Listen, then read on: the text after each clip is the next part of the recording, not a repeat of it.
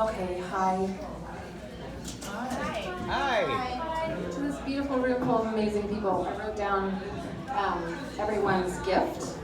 If anyone wants to take a picture of that on their cell phone when they leave so they can carry that with them. It's really inspiring to think of everything that we have to offer. That I think sometimes we keep hidden, or that the world just doesn't automatically see. My name is Katie. It's a real honor to be here. Hi, Rebecca, one of my best friends sitting directly in front of me. That's awesome. There's some really important people in the room with me here today, and it's an honor to be doing this. So I'm going to talk with you today about the idea of completion. And it's essentially the notion of being complete about a thing, a situation, a circumstance, a friendship, a relationship, and that a lot of times in our lives we carry things around. We have a lot of burdensome energy that oftentimes drags us down, things that we just don't let go of. The sort of the opposite of being complete is being incomplete. And in the practice of declaring yourself complete about something, you can actually release burdensome energy, as you were noting in your reading. You can choose, it's a choice, to let go of the thing that is holding you back, or the resentment, or the anger, or frustration, or whatever was said, or really the reality of whatever it is. So I'm going to go more into sort of the idea of completion as a state of being, but I'm going to tell a story first about my life and an opportunity that I had recently to get complete.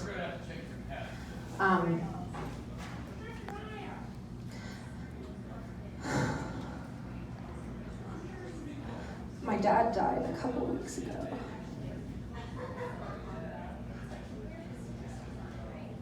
And his brother, my Uncle Bob, was able to come and be with my family. And my father's decline was very gradual, and we knew that he was going to pass away, but how we ended up all congregating and being together was a very sudden thing. We were all there, but not everyone. But Uncle Bob was there. And when I was 11 years old, I went and visited Uncle Bob and his family in Fort Worth, Texas. It was the first time I'd ever flown anywhere. I grew up in South Georgia, so I got to go to Fort Worth and be with my cousins and my uncle. And we were praying. We were saying goodnight prayers one night, and we were all dutifully bowing our heads and listening to the prayers. And my uncle started praying for his mom, who was my grandmother. And he started praying for my alcoholic grandmother to be healed and to stop drinking, and on and on and on and on. And I'm there as this little 11-year-old, and I hear, and I'm going, what? What do you mean? I had no idea that my grandmother was an alcoholic. And this is how I learned it.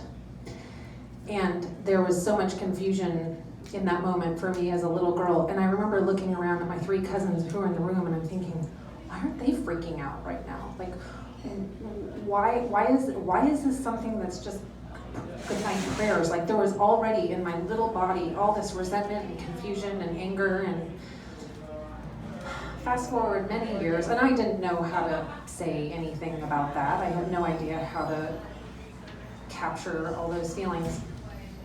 Nor did I have any idea really how to go back to my parents and say, what do you mean? What did Uncle Bob even mean Grandmommy is an alcoholic? Like, I didn't even understand that. So fast forward 10 years actually to when I was 21, and in an incredibly unfortunate set of circumstances, my grandmother committed suicide because of her alcoholism. So the depth of the resentment went really deep because I had never been able to resolve any of this, nor had my family ever really talked about it. So I carried that frustration and that anger around with me. I'm 38. For quick math, what's that, 21 years?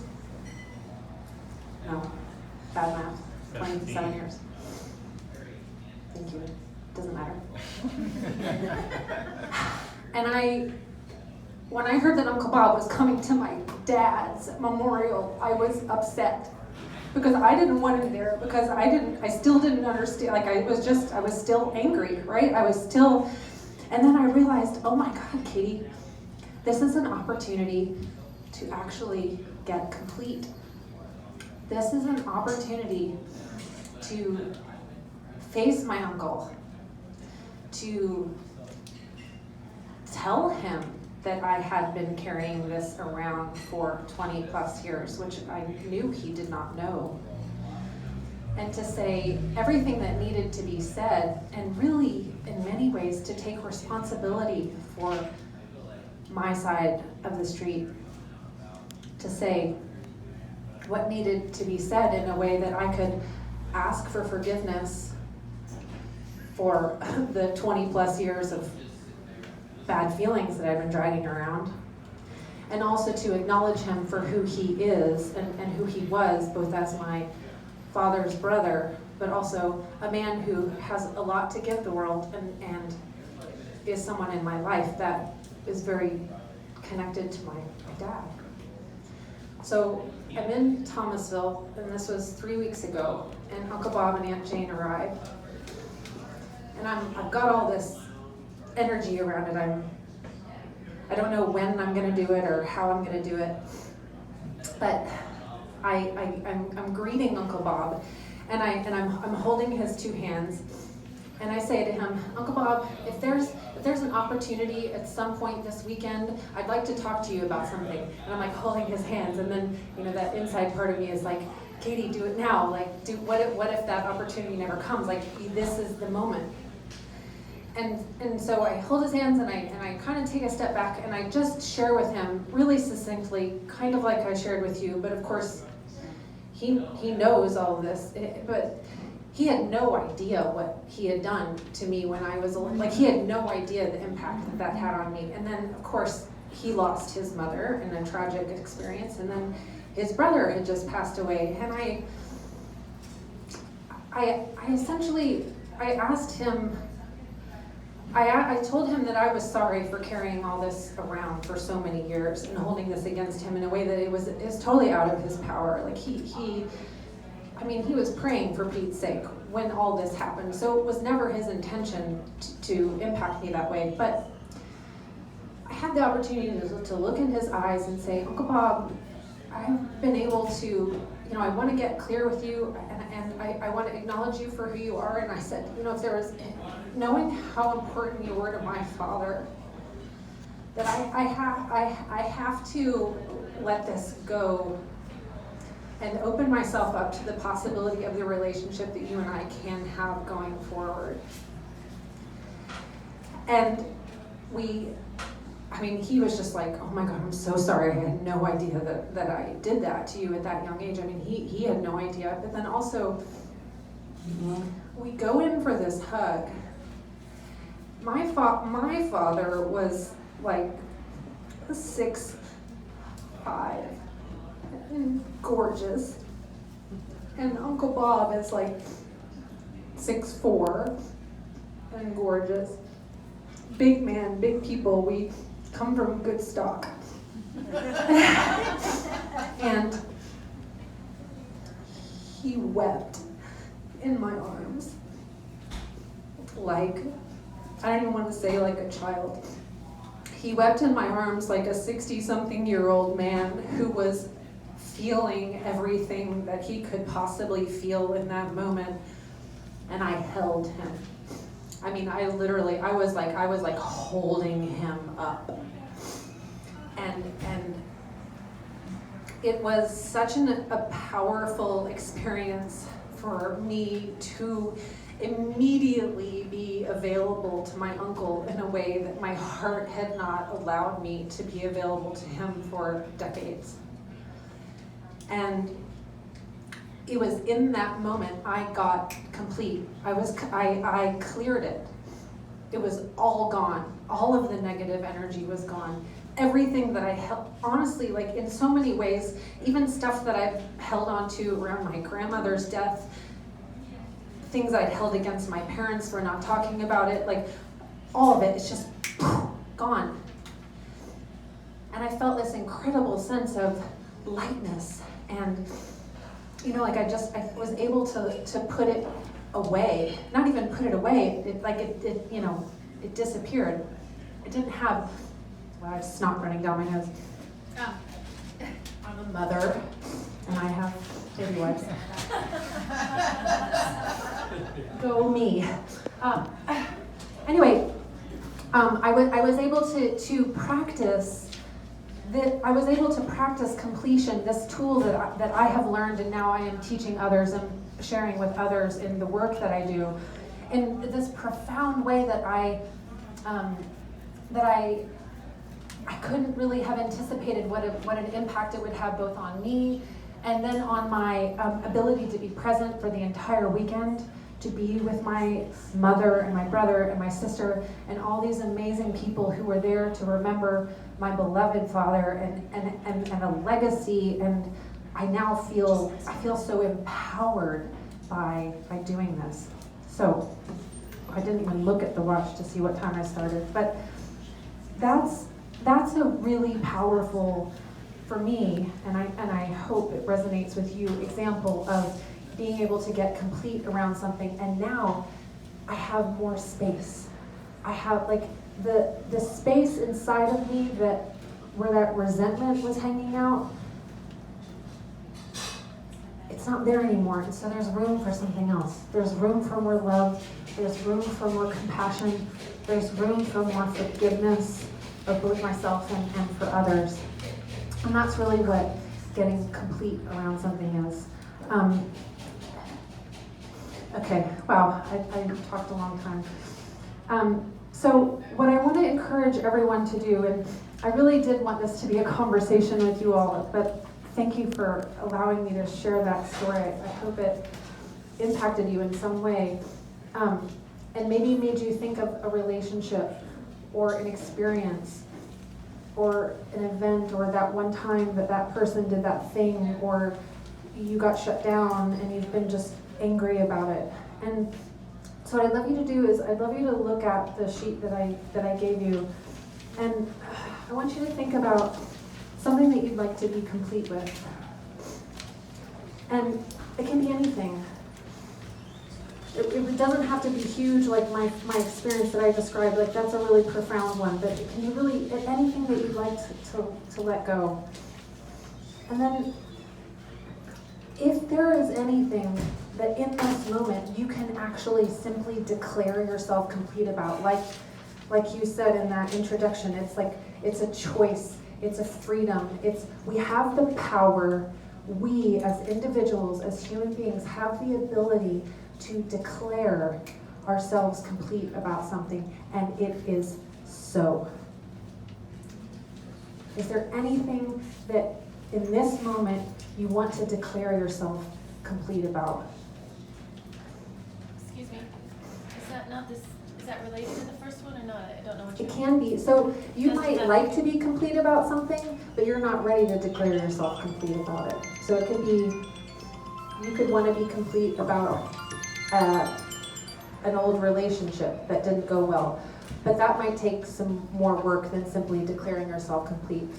An example of something that is, I think, an opportunity, so there are depths, like you can actually get yourself complete about the guy who cut you off on I-5 when you were coming on the way up here, because you've still been thinking about what a jackass he is.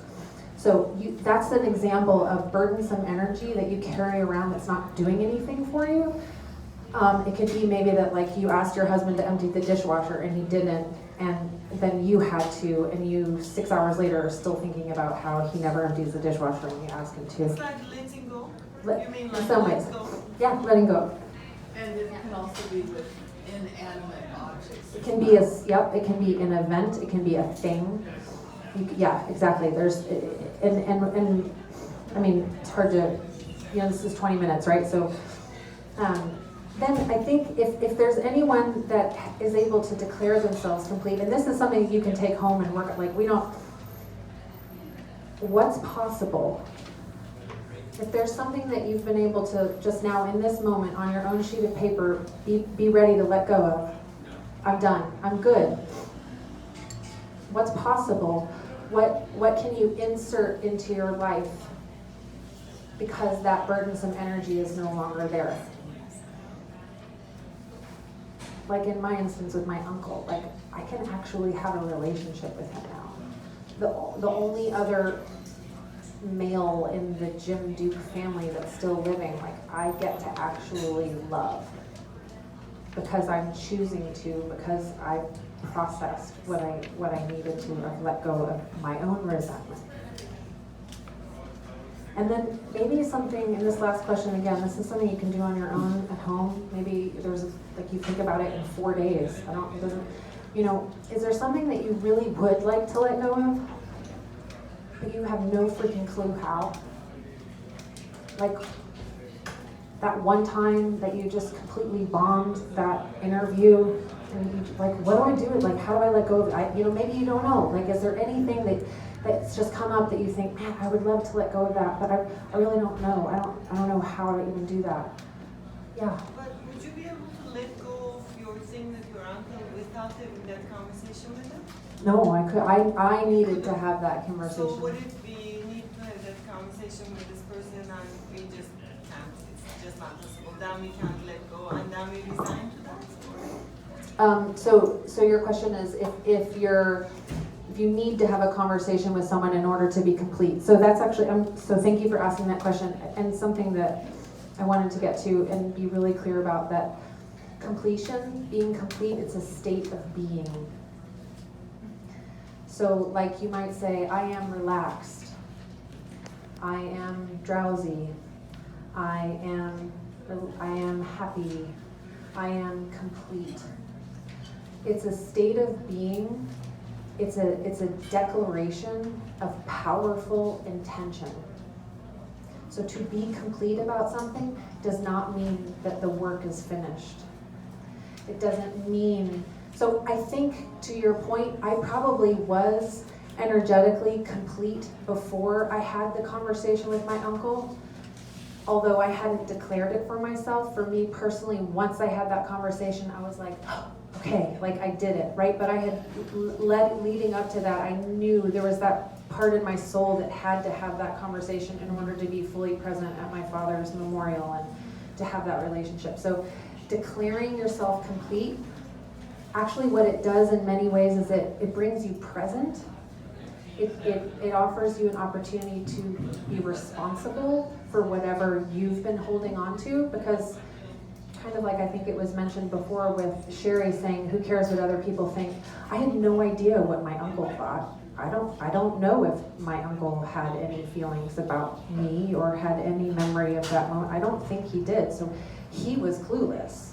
So it's me taking responsibility for my own feelings and then showing up ready and present to have whatever happens happen. So if there is a conversation that happens and you show up incomplete, then maybe all the crap still comes out and actually you end up lashing into somebody, right?